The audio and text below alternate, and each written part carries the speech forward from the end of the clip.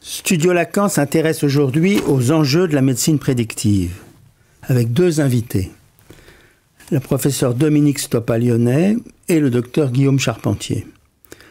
L'avènement de la médecine prédictive inaugure-t-il une ère nouvelle de la médecine, de nouvelles relations entre la médecine et la science, entre la médecine et les moyens puissants de connaissance de la physiopathologie humaine, de la génétique et de leurs conséquences?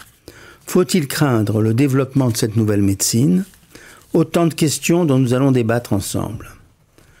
Pour notre deuxième rubrique, Actualité de la psychanalyse, nous entendrons la directrice des 53e journées de l'école de la cause freudienne, sorte de congrès annuel de cette école de psychanalyse, qui touche au cœur de ce qu'est la pratique du psychanalyste.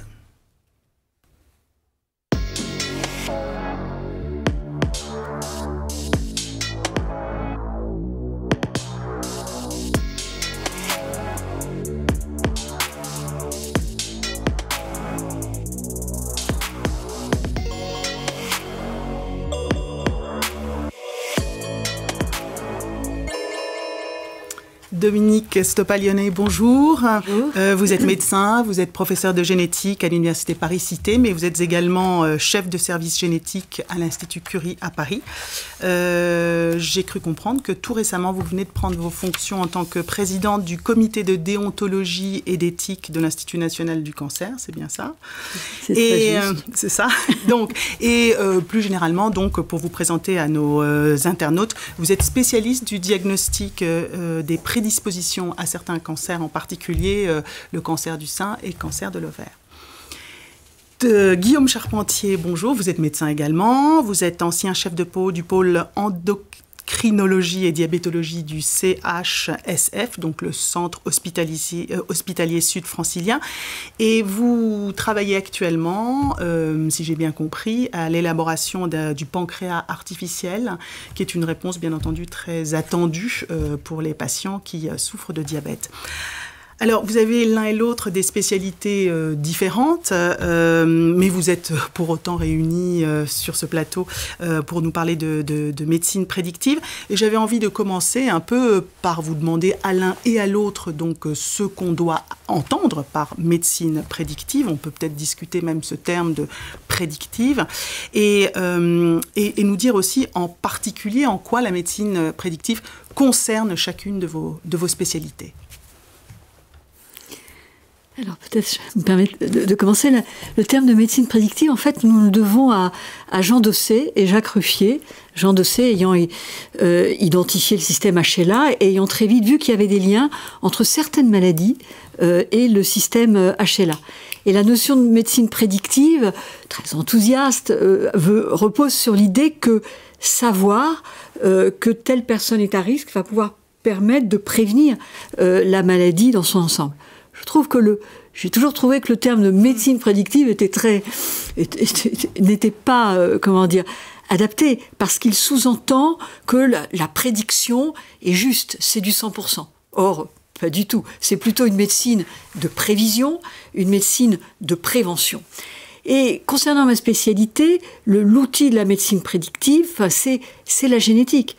Et on a pu, à partir des années, ça a commencé finalement avec HLA, par une approche de protéines, mais avec le génie génétique, à partir des années 80, puis jusqu'à, je dirais, le séquençage du génome humain, au début des années 2000, eh bien, on a pu identifier un grand nombre de gènes dont les altérations constituent un facteur de risque ou sont indicatrices de telle ou telle maladie.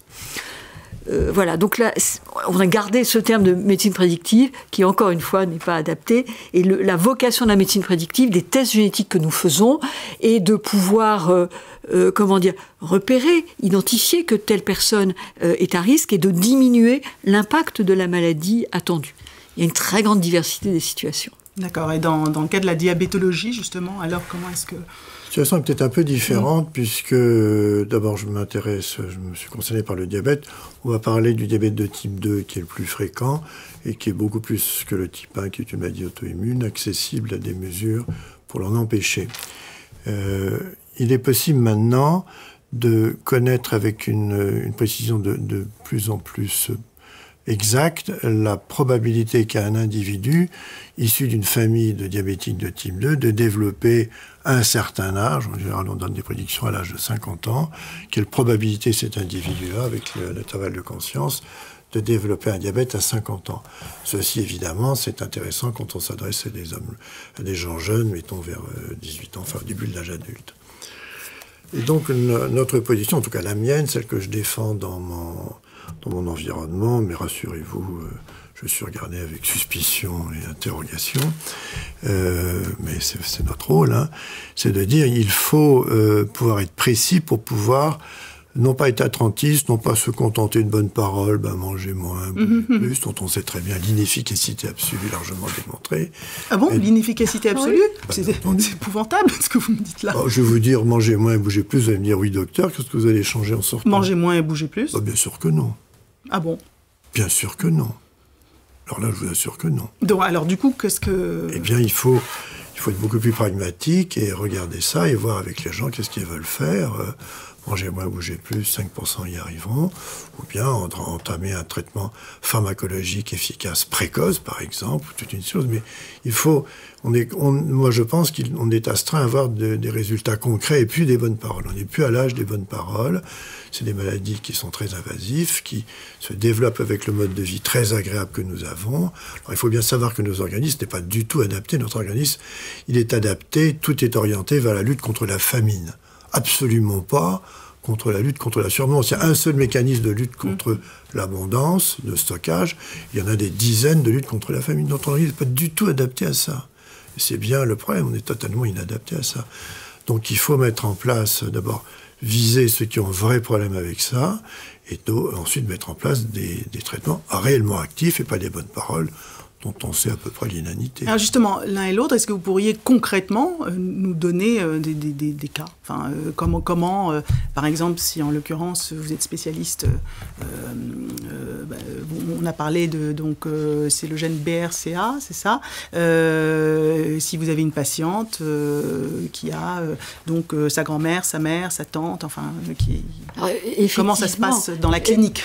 Effectivement, dans les prédispositions je dirais génétiques au cancer, les gènes BRCA1 et BRCA2 pour Breast Cancer 1 et 2, ou 1 et 2, sont véritablement emblématiques. C'est le gène BRCA1 dont est porteuse Angelina Jolie et dont elle a témoigné, je trouve, assez courageusement. Et donc aujourd'hui, chez une femme qui a une histoire familiale de cancer du sein et ou de l'ovaire, ou aussi chez des femmes qui ont un cancer du sein à un âge jeune, ou un cancer de l'ovaire, quel que soit l'âge et d'ailleurs quelle que soit l'histoire familiale, on propose un test génétique qui a pour vocation de comprendre l'origine de la maladie de la personne ou de l'histoire familiale, et ensuite de repérer l'altération génétique responsable, et ensuite de proposer des tests aux apparentés qui le souhaitent, en particulier aux femmes, mais aussi aux hommes qui peuvent transmettre ce trait génétique. L'enjeu de ces tests, en cas d'identification d'un facteur de risque, c'est de recommander un suivi mammaire par IRM, mammographie, échographie annuelle dès l'âge de 30 ans. C'est s'interroger sur la chirurgie mammaire de réduction avec reconstruction. Oui. Est-ce qu'on fait Angelina c'est extrêmement lourd. Et Angelina Jolie a témoigné, c'était en 2013, elle a publié un article dans le New York Times racontant son histoire. Elle avait une histoire familiale sévère de cancer du sein de l'ovaire. Sa mère, sa tante en avait été atteinte et elle a décidé de faire une chirurgie mammaire de réduction. Mais elle a dit dans son témoignage, « It's my own choice », c'est mon propre choix. Et elle a été très mesurée, et donc elle n'a pas été incitative. je reviens sur les recommandations aujourd'hui, qui sont des recommandations nationales et je dirais internationales. L'Institut national du cancer a publié ses recommandations, ainsi que la Haute Autorité de Santé. L'autre enjeu, c'est la prévention du risque d'atteinte des ovaires. Et là, c'est pas tout à fait le même discours. Là, c'est une recommandation d'ablation des ovaires et des trompes dès l'âge de 40 ans, si en cas d'altération BRCA1, on peut différer à BRCA2 à 45 ans. Voilà, donc c'est ça les gros enjeux. Et puis l'autre enjeu d'un test, bien sûr, c'est la transmission possible aux enfants. D'accord, donc d'un côté, pour vous, c'est effectivement surveillance, éventuellement, on discute de... Voilà, d'une prévention radicale, voilà. Voilà, c'est pas satisfaisant. Mais c'est pas pareil avec le diabète. Alors, on est dans parce que vous, forcément, elle va l'avoir. Enfin, si la patiente-là, on peut rien faire. Tandis que vous, on peut le prévenir. Non ? Peut-être je peux compléter et très vite. C'est la question que vous posez, c'est oui, mais c'est quoi le risque tumoral, le risque de cancer du sein quand il y a une altération BRCA1 ? C'est un sujet majeur. Le risque est loin d'être de 100%. On n'est pas là dans certaines maladies neurologiques catastrophiques. Non, les risques, chez une femme qui a déjà une histoire familiale, même simplement une parenté atteinte, on estime que le risque moyen cumulé à l'âge de 70 ans est de l'ordre de 70%. Puis après, on a commencé à faire des études, je dirais, dans la population de femmes atteintes de cancer du sein. Le risque est plus faible. Il est plutôt cumulé de 50%. Et puis maintenant, on fait des études formidables avec les capacités de séquençage, des études de population, notamment les Anglais, avec leur grand projet 1 Million Genome, les risques diminuent. Et qu'est-ce que ça nous dit ? Ça nous dit que certes, il y a BRCA, mais il y a aussi des facteurs modificateurs de risque, qui peuvent être non génétiques, c'est l'environnement, qu'on retrouve dans le diabète, on a ça en commun, et puis c'est aussi des facteurs de susceptibilité qui viennent modifier les choses. Aujourd'hui, d'énormes efforts sont faits au niveau national, international, pour aller vers une estimation individuelle du risque, pour savoir si, chez une femme qui aurait un très haut risque, il faut être un peu plus incitatif sur la problématique de la chirurgie mammaire. Et néanmoins, je finis là-dessus, n'oublions pas que dans la population générale, nous sommes aujourd'hui plus de 70 000 en France à avoir un diagnostic de cancer du sein. Nous sommes tous à risque de cancer du sein. Et heureusement, on s'en sort. On a aussi des traitements. Et donc, en disant ça, je n'aurais surtout pas découragé nos concitoyens, en quelque sorte, qui vont avoir un diagnostic de cancer du sein, souvent à un âge un peu plus tardif. Comment vous voyez les choses, vous, docteur ? C'est un peu différente. Oui. En clair, vous avez un parent diabétique de type 2. La probabilité à la louche pour que les enfants en aient est de l'ordre de 25 à 30%. Qu'est-ce qu'on fait avec ça ? Il y a 3 enfants. Il y en a un de vous 3 qui sera diabétique. Maintenant, débrouillez-vous avec ça. Alors, si vous voulez éviter, il faut vous serrer la ceinture, plus rien manger, manger moins et bouger beaucoup plus, alors, tout ça. Donc les gens se regardent et c'est tout ça qu'on dit actuellement. Donc c'est pas très opérationnel. Donc nous pensons, alors on est moins avancé dans les certitudes. Donc ce que je vais dire là, c'est plutôt des hypothèses et des zones de travail qui concernent mon équipe et beaucoup d'autres, mais le consensus, même s'il est mou, n'est pas encore totalement établi. Donc je vais vous donner plutôt mes convictions. Nous travaillons sur le fait qu'il faut pouvoir d'abord donner un diagnostic précis, une prédiction précise en fonction d'éléments dont on s'aperçoit qu'ils sont des éléments cliniques, un petit peu génétiques, pour dire, vous, le frérot et la sœur, vous êtes à 15% de risque et vous êtes à 85 ou 90% à 50 ans. Une fois qu'on a dit ça, qu'est-ce qu'on fait ? Voilà. Alors on dit que vous êtes à 85 parce que vous êtes par exemple trop gros, trop... Pas forcément, c'est pas forcément, c'est plus compliqué que ça. Il faut arrêter de stigmatiser les gros. Les diabétiques de type 2 sont un peu enveloppés, mais pas beaucoup plus que ça, pour le gros. Parce que le diabétique de type 2 a une double peine, il est aussi frappé d'une image, tant pis c'est bien fait, là. Oui, c'est il bouffe trop, c'est le gros con qui mange trop et qui est diabétique, c'est totalement faux. Les diabétiques de type 2 mangent exactement pareil que l'ensemble de leurs congénères. Sauf que eux, ils ont un métabolisme pour des raisons historiques qui est orienté vers l'économie. Ce qui fait que c'est eux qui résistent quand il n'y a rien à bouffer, et les petits mecs comme moi qui mourront de faim. Voilà. Ça, c'est pour resituer dans la phylogénèse de l'espèce. Une fois qu'on a ces gènes protecteurs, mais délétères dans notre situation, qu'est-ce qu'on peut faire ? Voilà. Donc nous pensons qu'il faut aller au-delà et donner d'abord des diagnostics précis et leur dire, maintenant, qu'est-ce que vous voulez faire? Est-ce que, voilà, on peut vous dire avec une certaine sûreté, alors toujours un risque d'erreur, mais enfin, avec une probabilité, votre risque de diabète, il est très élevé, à partir de 50 ans, vous avez 85-90 chances sur 100. Que souhaitez-vous faire? Alors, vous mettez à la diète, si vous y arrivez, bougez beaucoup plus, c'est ce qu'on conseille, évidemment. Alors nous pensons, c'est une hypothèse qu'on propose, que chez certaines personnes, c'est difficile à faire, tous n'y arriveront pas, et puis même c'est peut-être pas garanti, et se pose la question de pharmacothérapie précoce, c'est discuté, je n'ai pas dit qu'il fallait faire, mais nous mettons ça sur la table en disant, ces gens-là, ils ont double peine, ils sont obligés de mener une vie de galère, est-ce qu'on ne peut pas les aider avec un peu un médicament qui est un des plus anciens et les plus anodins, qui est la metformine, par exemple, une proposition. Donc c'est ça qui est assez nouveau, c'est que l'objectif, c'est de faire en sorte qu'il n'y ait pas de diabète. Le problème, c'est nos diabètes. C'est vous traiter les gens avant, il faut les prendre en bonne santé. Et pas que avec la question, est-ce qu'il faut faire que des bonnes paroles et de la motivation, est-ce que ça marche, ou est-ce qu'il faut être plus actif et le traitement qu'on démarre à 50 ans, pourquoi pas le démarrer, parce que c'est une certitude plus tôt. Donc c'est ça qui est sur la table. Alors évidemment, mes confrères disent, mais c'est surtout pas... Enfin bon, le débat est engagé et chacun y va avec sa conviction. Non, mais alors, qu'apporte la médecine prédictive? Parce que finalement, les médecins savaient faire des pronostics. Avec des bons diagnostics que vous avez évoqués, avec aujourd'hui une technologie, l'imagerie et toutes les technologies biotechnologies qui permettent d'affiner les diagnostics. Donc, on peut avoir des bons diagnostics et le médecin engageait sa parole, si je puis dire, à partir de son expérience, de ce qu'il considérait être son art ou son artisanat.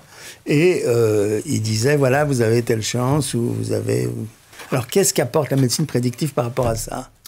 Est-ce qu'il y a une nouvelle médecine qui voit le jour ou est-ce qu'on est dans simplement du pronostic on est clairement à l'aube d'une nouvelle médecine, puisque moi, je plaide pour une des médecines de non-maladie.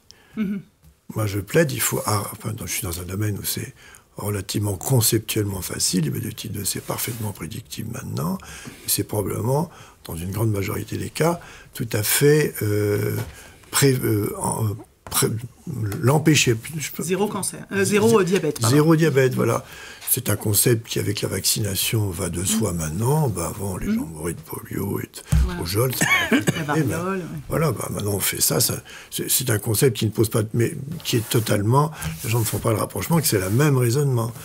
Si on n'annonce pas un vaccin contre le diabète. Alors, je ne mettrai pas vaccin, je t'annonce un traitement qui va empêcher le diabète de se développer, comme le vaccin est un traitement qui empêche telle et telle maladie de se développer. Donc, on est vraiment dans la même pensée d'efficacité. Et pas de prévention, c'est vraiment une certitude, c'est pas de maladie. Voilà. On vous donne ça, et il n'y aura plus de diabète de type 2. Alors, évidemment, mes confrères me regardent un drôle d'air quand je dis ça, mais on est à l'aube d'une période où il est probablement possible de prévoir avec une bonne précision, quand tu as 18 ou 20 ans, ce qui va t'arriver. Et là, tu auras un choix à faire, soit de mode de vie, si tu veux l'enquiquiner, etc. Et suivre ça, soit pourquoi pas de pharmacothérapie. Mais l'idée, c'est qu'on puisse dire à des individus jeunes et en bonne santé, vous avez un bilan de santé, et votre probabilité, elle est là. Maintenant, débrouillez-vous, prenez les décisions qu'il faut et on va vous y aider, qui peuvent être de faire des régimes difficiles à suivre dans l'environnement où on est, ou pourquoi pas de la pharmacothérapie. Alors, moi, je pense que la médecine prédictive, elle repose sur... D'abord, elle est très ancienne. Je dirais, le concept est très ancien. Oui, voilà, toute observation médicale commence par, alors, vos parents... Nos anciens, dans l'Antiquité, regardaient les traces du présent, ouvraient les entrailles des volailles, regardaient dans le marc de café. C'était la génomancie qui disait le sexe de l'enfant. Donc c'est une démarche très ancienne, qui est presque inhérente, qui est presque pour vous, psychanalyste, on a besoin de savoir le futur. Pas trop quand même. Pas l'heure de notre mort, mais le futur. Surtout le bon futur. On a besoin de la réassurance. Mais la nouveauté, c'est qu'on a des outils qui sont en train d'arriver. C'est qu'on commence à décrypter, d'un point de vue génétique, le génome. On a, probablement, il va y avoir maintenant, je pense notamment pour le diabète. Le diabète, c'est compliqué parce que vous avez des facteurs génétiques de susceptibilité. C'est plus difficile. Nous, dans les applications diagnostiques du cancer, on est dans ce qu'on appelle les maladies mendéliennes, monogéniques. C'est-à-dire la contribution, le poids génétique est fort. Même si je dis qu'il y a des facteurs modificateurs. On parle d'un noyau dur. C'est plus facile. Diabète, plus complexe. Donc c'est plus difficile. Mais en fait, voilà, on a de nouveaux outils. Et on a la capacité maintenant, on n'est plus dans les entrailles des volailles, on va, enfin, pour certains, ce sera à peu près pareil, en extrayant l'ADN et en séquençant. Voilà, mais nous ne sommes pas des démiurges, mais on reste avec une certaine humilité. Il y a encore beaucoup de travail. Mais voilà, le principe est d'aller de l'avant. Voilà, c'est ça. Mais est-ce que le médecin a quitté sa fonction sacrée, qui était celle, effectivement, que vous dites, de lire dans les cieux et de lire, je ne sais, voilà, quel devenir il y avait pour le personnage en question. Et son personnage, le médecin, importait. Puisque la parole qu'il avait auprès des patients, évidemment, avait son poids sur la réponse qu'il apportait à la demande qui lui était faite. Je pense qu'elle importe de la même façon. Enfin, elle apporte. Sauf qu'autrefois, c'était une espèce de savoir sacré qui tombait, et que le patient, la famille ne demandait pas une espèce de justificatif scientifique. Là, il y a quand même... Tout ça doit s'appuyer sur des données de qualité. Et d'ailleurs, il faut être obsessionnel sur... mais est-ce qu'on ne se trompe pas dans les prédictions? C'est typiquement la problématique des BRCA, la pénétrance selon les études, la population de référence qu'on a prise. Il y a notamment en génétique médicale, il y a toute la problématique des variants de signification inconnue. Notre cauchemar est celui des patientes. Qu'est-ce que c'est les variants Alors, c'est qu'on séquence dans les gènes, y compris les gènes qu'on connaît bien, et donc on trouve des variants. Certains, quand on est dans des maladies avec des mutations, ce qu'on appelle inactivatrices, on s'engage quand on voit que la variation nucléotidique, enfin la succession des nucléotides qui constituent un fragment d'ADN, conduit à un signal d'arrêt de synthèse de la protéine. Dans le jargon, on parlera de codon stop. Là, on s'engage, on y va, il n'y a pas de protéine. Et puis, il y a d'autres variants. On trouve une modification d'un acide aminé. Vous savez, les acides aminés, c'est les éléments constitutifs de la protéine. On ne sait pas toujours quel est le retentissement biologique au niveau de la protéine, et par là le retentissement clinique. C'est ça. Et donc la problématique des variants de signification inconnue agite l'ensemble de la génétique. Enfin, voilà, il y a beaucoup de travaux qui sont faits. C'est de garder toujours à l'esprit l'utilité clinique du test. Exactement. Si c'est à la fois, il y a la validité scientifique, il y a la validité, je dirais, clinique. Admettons, c'est les problématiques de la pénétrance. Et puis l'utilité clinique. En gros, à quoi ça sert de faire un test? À quoi ça sert? Pour revenir à la question, je pense que la fonction et le rôle du médecin n'a pas changé à travers les âges. Il est toujours là pour donner au patient son avenir de santé. Il le faisait avant, et les bons médecins, c'était ceux qui avaient la meilleure intuition, qui connaissaient leurs patients, qui avaient une connaissance intuitive de beaucoup de choses et qui étaient capables de faire des choses remarquables et dire voilà ce qui va vous arriver. Cette fonction-là maintenant est devenue beaucoup plus précise avec les outils scientifiques que nous avons, l'informatique, les calculs de probabilité, mais ça n'a pas autrement changé qu'on donne une précision beaucoup plus mathématique, en tout cas dans mon domaine, à ce qui va advenir aux patients dans l'avenir. Donc nos fonctions s'est bien améliorée là. Par contre, ce qui a fondamentalement changé, c'est qu'avant on avait prédiction, et puis mon Dieu, Dieu faisait le reste. Hein. Alors que là, maintenant, on a des outils, en particulier dans mon domaine, mais aussi dans le vôtre et dans bien d'autres, qui sont extraordinairement puissants et qu'il faut agir non plus quand la maladie est là, mais bien avant qu'elle soit là, pour empêcher qu'elle se développe et rester ad vitam aeternam, si je peux dire, en bonne santé. Oui, voilà. alors justement, j'entends ce que vous dites, mais en même temps, ça n'a pas la même valeur, cette parole de... Justement, c'est pour ça que j'aime pas tellement ce terme de prédictif, et j'ai bien compris que vous non plus, parce que ça donne une qualité, en fait, c'est vraiment presque l'oracle, quoi. Bon, et justement, je me disais, il paraît qu'aux États-Unis, il y a tout un tas de femmes qui achètent des autotests, par exemple, et qui court-circuitent d'une certaine manière le médecin. Du coup, c'est un peu ça le problème. Oui. c'est tout à fait juste. Je voudrais rappeler, comme dit, le rôle du médecin est de dire, d'informer, mais de façon adaptée. Le propos, c'est de ne pas rendre malade des personnes qui vont très bien, ou même un malade qui est déjà malade, de faire en sorte qu'il n'a pas plus mal. Donc c'est l'importance d'une information de qualité, juste, adaptée, et de l'accompagnement de la personne. Aux États-Unis, on est confronté à ce qu'on appelle le DTC, le Direct to Consumer, c'est-à-dire, comme vous le dites très bien, une personne peut faire un test.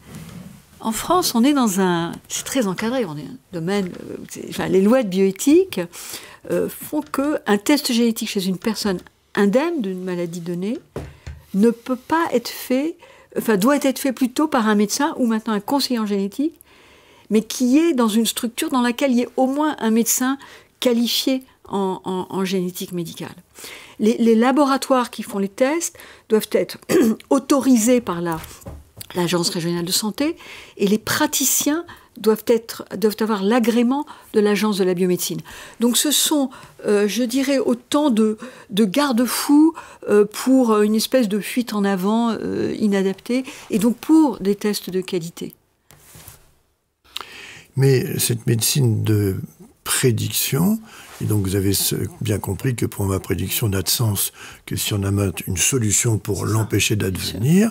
La génétique dans certains domaines est une part importante, sinon prédominante, mais dans bien d'autres domaines, et en particulier le mien, on a tous les éléments. On n'a pas besoin de génétique si on a une information complète sur de multiples symptômes, en fait, chaque symptôme a un support génétique derrière. Il y a une redondance entre... Il n'y a pas le caractère magique, il y a la collinéarité entre la génétique et la clinique.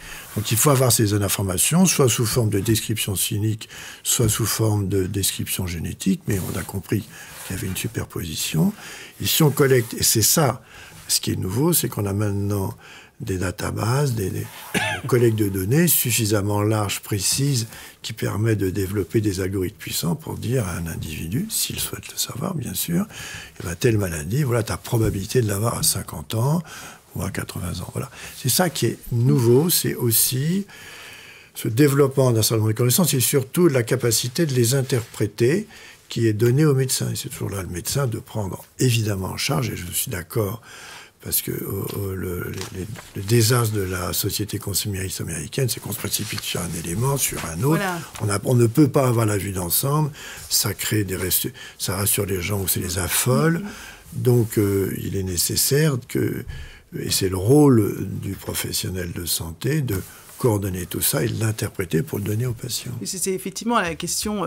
je rebondis sur ce que vous dites là, mais effectivement, l'appréciation, la manière dont cette médecine, comment les nations s'en emparent, si j'ose dire, culturellement, il y a une différence. Il me semble que, justement, on parlait du diabète avant le début de l'émission, et la prise en charge des enfants diabétiques aux États-Unis et en France, qui naît, il y a une dizaine d'années, j'avais pu observer ça, pas du tout la même. Hein. C'est-à-dire qu'aux États-Unis, l'enfant a été tout de suite appareillé à une pompe, avec donc un petit logiciel sur l'iPhone qui permet, s'il prend des bonbons, de savoir combien il faut qu'il s'injecte, qu'il s'auto-injecte. Et en France, à l'inverse, il y avait toute une éducation, ce dont vous parlez, une sorte de pédagogie, en fait, de la maladie. Peut-être là, il faut faire une information. Là, j'ai parlé du diabète de type 2, qui est le plus fréquent. Là, vous évoquez une toute autre maladie qui, malheureusement, porte le même nom, qui s'appelle diabète de type 1, qui est tout simplement une destruction complète du pancréas, et il manque une hormone vitale, l'insuline. La solution... Maintenant, elle est acquise. C'est pas dire que c'est une non-maladie, c'est les pancréas artificiels. Sur quoi vous travaillez sur que l'on a, donc, l'équipe française qui a mis au point le système Diabeloop, mais qui règle le problème par des intelligences artificielles assez complexes, puisqu'il s'agit de prédire ce que sera la glycémie dans 3 heures pour injecter la bonne dose d'insuline maintenant, en fonction de ce que le patient bouge, de ce que le patient... Bon, mais ça, c'est de l'informatique. J'ai envie de dire toute bête, mais c'est un problème, j'ai envie de dire, conceptuellement réglé. Maintenant, il faut le diffuser. Et pour moi, le diabète de type 1, je veux le dire à tous ceux qui nous écoutent, maintenant, c'est un problème à régler. On a des pancréas artificiels qui sont tout simplement des petites pompes portables intelligentes avec un capteur, qui sont encore comme une boîte d'allumettes. Et puis basta, ça va marcher tout seul. Donc bien séparer ça, et effectivement, ce que vous disiez était en phase de transition. Tant qu'on n'avait pas ces objets magiques, eh bien il fallait éduquer les patients pour dire tu veux manger tant de sucre, ou tant de gâteaux, ou tant de ceci, il te faut tant d'unités d'insuline, et il faut que tu diminues de temps si tu bouges, et si ceci, et si cela. C'était un enfer considérable, et on y a tous passé toutes nos énergies, et maintenant, c'est le gros progrès. On dit, attends, ok, tu dis juste à ta machine, je mange comme d'habitude, ou moins, ou plus, et je vais bouger. Point. Ça change la vie quand même. Et c'est à la disposition de tous les diabétiques de type 1 ? Tout à fait. Maintenant, c'est remboursé par l'assurance maladie. Alors, ce qui n'est pas encore opérationnel, c'est qu'il y a encore très peu de centres qui sont équipés et formés, mais potentiellement, l'affaire est en route. Et je dois dire que, disons, les structures de santé ont été remarquablement rapides. On dit tout de suite, on paye, on rembourse. Et les industriels, vous êtes priés de suivre. Oui, et puis là, maintenant, il y a une différence avec l'Organisation de la santé aux États-Unis. C'est qu'en France, il y a un attachement à l'équité d'accès sur l'ensemble du territoire. Alors après, il peut y avoir quelques difficultés, mais le principe est extrêmement important. C'est le plus mauvais système à l'exception de tous les autres, je peux vous le dire. Oui. Parce que tout le monde crache dessus, mais je vous assure, gardons-le. Bien sûr. Non, mais justement, donc on en arrive à la question éthique, donc les ramifications éthiques, les conséquences éthiques de cette médecine prédictive, puisque vous êtes attachés, l'un comme l'autre, à l'égalité d'accès aux soins. Donc cette question qu'on vient d'aborder à propos des pompes. Mais il y a d'autres conséquences. Effectivement, on peut imaginer que lors de la procréation médicalement assistée, on souhaite justement une femme qui aurait des cas de cancer dans sa famille, au moment du diagnostic préimplantatoire. Enfin voilà, on peut... Il y a tout un tas de conséquences comme ça. Je sais que vous êtes active Alors c'est un sujet très très difficile. Il faudrait peut-être plus que quelques minutes pour en parler. Je dirais il y a un peu deux volets. Il y a un, ça va arriver, la discussion va arriver. C'est une discussion au niveau de la société et puis de tel. C'est les tests préconceptionnels, c'est-à-dire pour un couple, rechercher chez chacun d'eux s'ils sont porteurs d'altérations dans des gènes de maladies graves et incurables. Maladies graves et incurables qui, à ce moment-là, peuvent autoriser à la réalisation d'un diagnostic prénatal suivi d'une intervention médicale de grossesse si le fœtus est atteint, ou d'un diagnostic préimplantatoire. Maintenant, dans la problématique des prédispositions au cancer, il y a eu effectivement un rapport qui a été demandé à la fois par l'Agence de la biomédecine et l'Institut national du cancer, qui date déjà ce rapport, mais qui reste finalement d'actualité, où la question posée était est-ce que on peut faire des tests, notamment diagnostic préimplantatoire, peut-être, je ne sais pas si nos spectateurs savent ce que c'est. Non, il faut partir du principe que non. En deux mots, il s'agit en fait de faire une fécondation in vitro, de recueillir dizaines, douzaines d'embryons, et au stade, je dirais c'est même pas un embryon, c'est un amas cellulaire au stade de morula, de prélever une cellule en général sur 8, et de regarder 2 picogrammes d'ADN s'il y a ou pas là où les altérations recherchées. Quand on est dans les maladies récessives, c'est deux altérations. Et puis bien sûr, l'idée est de retransférer dans l'utérus de la femme 1 ou 2 embryons non porteurs, non atteints. Voilà. Et donc la question a été de savoir si pour les prédispositions au cancer, on pouvait accéder à ces situations. Voilà. Oui. Et donc ça a été... En fait, il y a eu un groupe de travail qui a été fait, qui a réuni des membres du CCNE, de l'Académie de médecine, tout un petit monde, on était une vingtaine.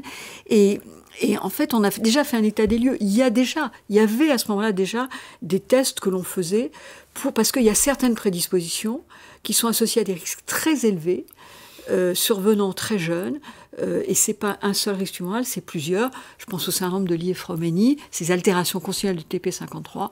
Il y avait déjà des tests. Donc on est allé dans ce sens. Et en fait, la question était posée pour la problématique de BRCA1 et BRCA2, les prédispositions au cancer du sein et de l'ovaire. Et donc là, en amont, on a dit, a priori non, une demande n'est pas recevable parce que on va pas, comment dire, il y a tout un processus sur l'acceptation d'un diagnostic prénatal ou d'un diagnostic préimplantatoire, mais a priori la demande n'est pas recevable, mais dans des situations familiales rapprochées extrêmement graves, ça peut être recevable. Et l'idée est que finalement, l'histoire familiale est une espèce de ce qu'on appelle en anglais un surrogate, un proxy de ces facteurs modificateurs que j'évoquais, dont certains sont génétiques. Donc, voilà. C'est non, mais parfois non, oui, c'est ça? Mais c'est possible, parce qu'on ne peut pas ignorer des situations familiales BRCA qui sont catastrophiques. D'accord. Mais en même temps, l'ensemble, et c'est là où c'est très difficile, c'est difficile d'être nuancé au niveau de l'ensemble de la population. Il y a des formes familiales, enfin plutôt des personnes qui sont porteuses d'une altération BRCA, dont leur mère est porteuse, leur grand-mère, et qui n'ont jamais rien eu. Donc en fait, finalement, c'est toujours au cas par cas. Hein, exactement. Voilà, une médecine particularisée. C'est exactement, c'est du cas par cas. Et là, on rejoint la grande tradition médicale, qu'on s'adresse à une personne.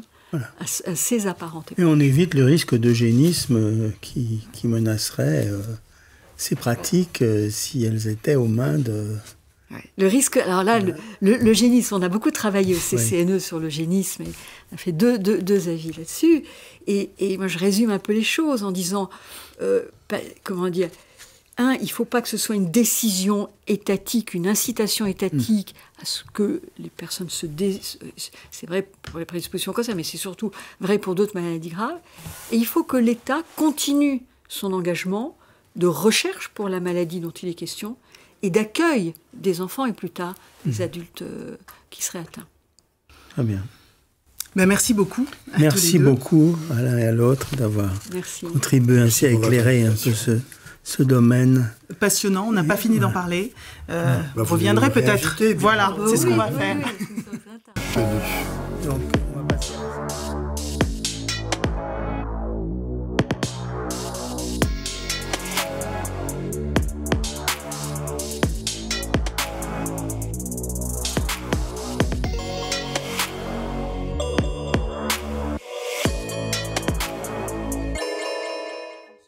Bonjour Agnès Aflalo. Bonjour. Merci d'être venue nous rejoindre à Studio Lacan. Vous assurez la direction donc des 53e journées de l'école de la cause freudienne qui vont avoir lieu tout prochainement, le 18 et le 19 novembre à Paris.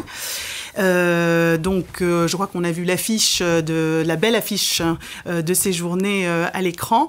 Le titre de ces journées est « Interpréter, scander, ponctuer, couper ». Voilà, alors donc l'interprétation est à l'honneur, si j'ose dire.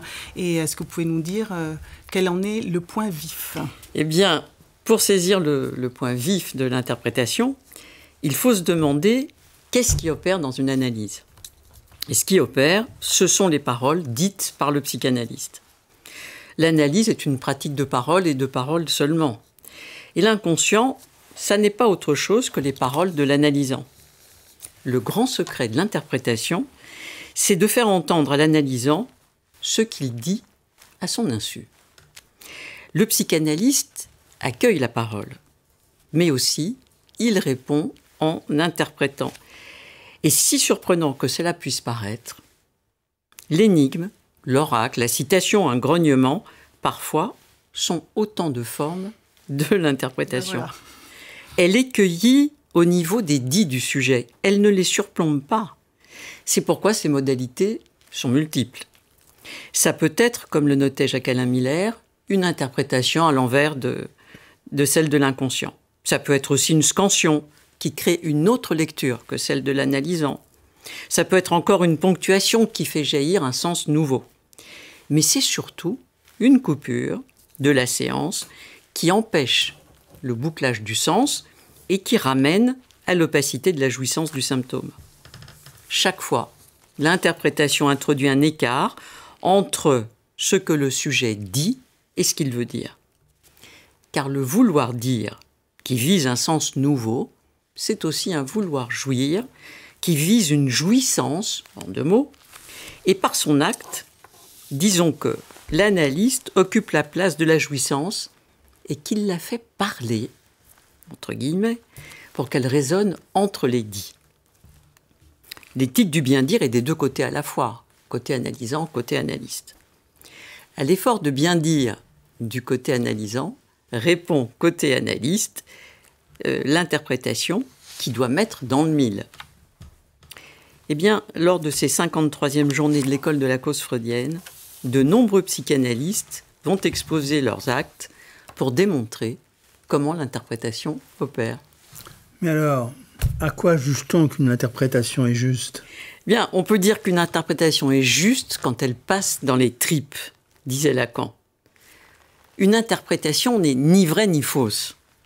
Elle ne se juge pas à la réponse de l'analysant qui la reconnaîtrait comme juste ou comme fausse. Elle se juge aux effets produits. C'est-à-dire, par exemple, le retour de souvenirs, d'événements qui ont marqué la vie du sujet et qui sont épinglés par des maîtres mots. Ou bien alors, l'interprétation peut déranger assez la jouissance pour que le sujet perçoive sa complaisance à son égard, alors même qu'il en pâtit. Lorsque l'interprétation fait événement, le sujet peut en tirer une série de conséquences. Et il peut alors construire les axes d'un fantasme qui impose sa loi de faire aux symptômes. Parler, c'est à la portée de chacun. Mais pour l'analyste, l'usage de la parole est sans pareil. Il est unique. Est-ce que vous diriez, chère Agnès, que l'interprétation est aujourd'hui la même qu'au temps de Freud ? Non. L'inconscient d'autrefois se prêtait aux interprétations oedipiennes. La faute était imputée à l'autre, papa, maman, etc. Mais le symbolique a pâli. Désormais, l'inconscient est fait de signifiants réels. Et c'est l'acte de l'analyste qui fait passer de l'inconscient réel à l'inconscient transférentiel, et ça, le temps qu'il faut pour que l'analyse ait lieu. L'inconscient ne cesse pas de chiffrer le signifiant pour produire de la jouissance.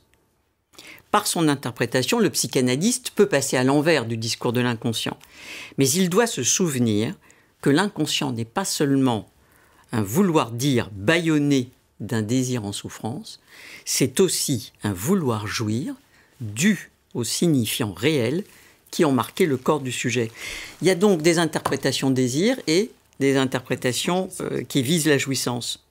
Mais quand l'analyse touche à sa fin, l'interprétation portée par le corps de l'analyste peut conduire l'analysant à la rencontre avec un autre, inconsistant et incomplet. Une fois dégagé des amours avec la vérité, après la traversée du fantasme, l'analysant sait que l'inconscient est réel. Ce point de finitude de l'analyse comporte la satisfaction d'avoir fait de la place du réel de la jouissance la place de plus personne. Lors des journées, nous aurons la chance de l'entendre lors du témoignage de passe d'une nouvelle analyste de l'école.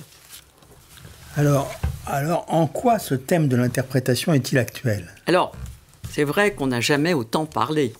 On parle à tour de bras, on témoigne, on se dit, on raconte tout, et même le plus intime, sur les réseaux sociaux.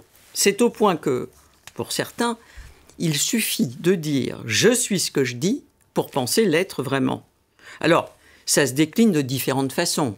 Je suis 10, je suis HPI, trans, autiste, etc. Cette autonomination ne serait plus symptôme, mais style de vie, et qui tend à interdire toute mise en question et toute interprétation, comme si l'être était devenu transparent à lui-même. Pourtant, l'expérience nous montre qu'il faut en repasser par l'autre, parce que l'auto-affirmation ne nous délivre pas du malaise éprouvé. L'être garde son opacité. La psychanalyse accueille les différences de chacun, et même elle invite chacun à produire ce qu'il a de plus singulier. Donc on ne peut pas dire que la psychanalyse soit normative.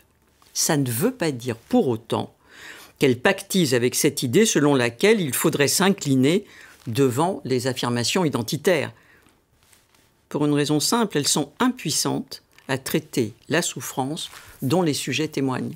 Vous venez d'évoquer les revendications actuelles identitaires. Y a-t-il d'autres éléments d'actualité concernant l'interprétation ? Oui, il y en a en effet, car depuis plus de décennies, nos démocraties sont traversées par une force qui pousse au droit. En effet, beaucoup de projets de loi visent à encadrer la formation des psys et les multiples thérapies qui promettent le bonheur. Alors, le bonheur est une idée récente et surtout, c'est une affaire politique. Pour certaines démocraties, comme celle des États-Unis d'Amérique, le droit au bonheur est inscrit dans la Constitution. Mais pour d'autres, comme la France, le législateur est sollicité de le faire advenir, ce bonheur. Et il faut bien dire que les promesses de bonheur sont aussi nombreuses que les thérapies psy. C'est pourquoi, si le législateur est mal informé, l'exigence de bonheur peut aboutir à des projets de loi qui portent atteinte à la liberté même de parler. Et sans elle, pas d'interprétation possible. Évidemment, ça n'est pas acceptable. Disons ceci encore, le sujet du droit sait ce qu'il veut, mais le sujet de l'inconscient, lui, ne sait pas où est son bien. Eh bien, ces journées vont témoigner de l'utilité publique de l'interprétation. Le sujet du droit ne doit pas bâillonner le sujet de l'inconscient. De plus, au-delà du bonheur, du droit au bonheur assez mythique, dans chaque demande adressée au psy, il y a une exigence de satisfaction. La psychanalyse promet plutôt un allègement et elle appelle le sujet au devoir de bien dire pour s'y retrouver dans les symptômes. Alors, in fine, il est possible d'extraire un noyau de la jouissance et de faire du reste une source de satisfaction. Lors de ces journées, des psys qui exercent en libéral et en institution exposeront leurs pratiques. Elles concernent des enfants, des ados et aussi des adultes. Voilà un beau programme. Mais si je me réfère aux journées précédentes, les journées, c'est aussi l'occasion de faire la fête après tout ce travail. Mais oui, bien sûr. Et il faut bien dire qu'après les années Covid, ces journées, les premières à nous réunir si nombreux depuis, sont l'occasion de revoir nos collègues. Des pauses régulières vont permettre de pouvoir discuter. Il faut bien dire qu'il y a la joie d'une convivialité que seule la présence des corps permet. Et puis bien sûr, le samedi soir, il y aura la fête préparée par notre équipe. C'est un événement, ces journées à ne pas rater. Alors, hâtez-vous, il reste encore quelques places en présence. Après, il faudra suivre les journées par Zoom. Voilà. Merci beaucoup Agnès. Merci beaucoup Agnès. Donc, notre émission prend fin et nous nous retrouvons sur les écrans dans 15 jours à la même heure. Pour la prochaine émission. Pour la prochaine Au revoir émission. Jean-Daniel. Au revoir France. Au revoir.